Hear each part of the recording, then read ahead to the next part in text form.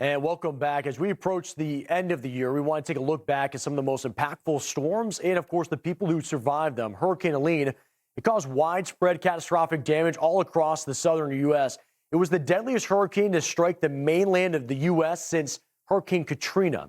Helene actually caused over $78 billion in damage. And behind those numbers lie the people whose lives were destroyed by this damage.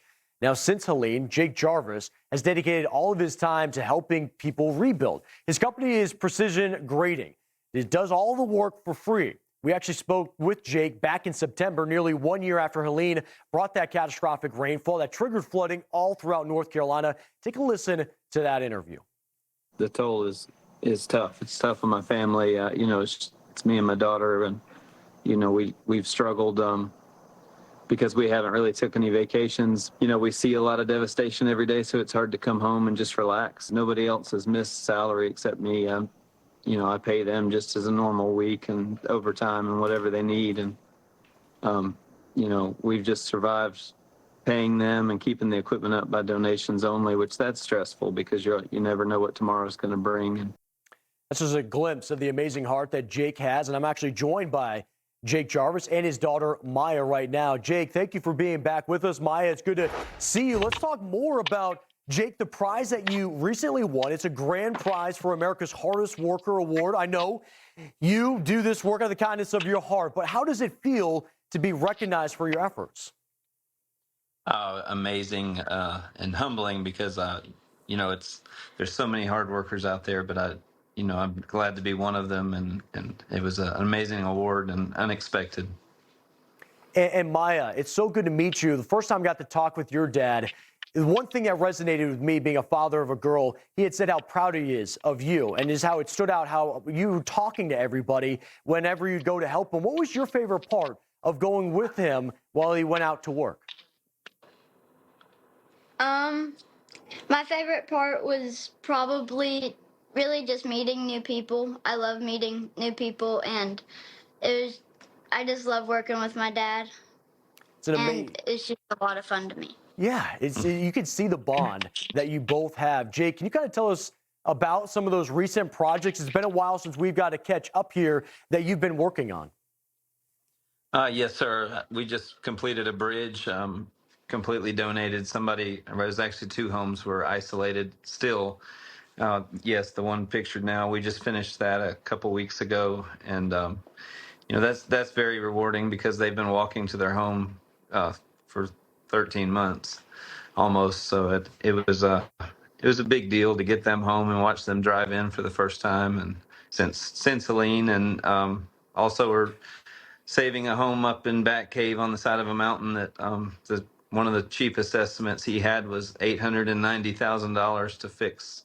Wow. To save the home and be able to live there. So the home was only worth 400, which I know is a lot, but they're elderly people and they had spent their life savings on this retirement home. And anyway, we're doing the best we can at saving it, and very little cost. They are paying for materials on that particular one because we've had to buy a lot of boulders, but other than that, we're doing it still on donations. Yeah, it's just incredible what you've been able to donate. I mean, for over 400 days in a row, but we think about the holiday season and gifts and how so many of these families are still, just as you were talking about, trying to find a way back home. Now some are able to drive. You're making it a home possible for those still in North Carolina. Maya, I wanted to ask you about how it feels to be able to help people with your dad, to work hand in hand with him.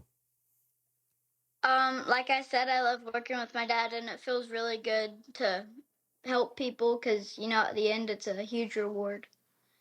It is. It's those moments that you kind of cherish with each other. Jake, you kind of hardly take days off. I mean, you've been working around the clock and you always help people, but I want to know how you're doing throughout all of this because it's been a long journey. When we started looking back, it was surprising to me, over 400 something days in a row that you've been working. And 440.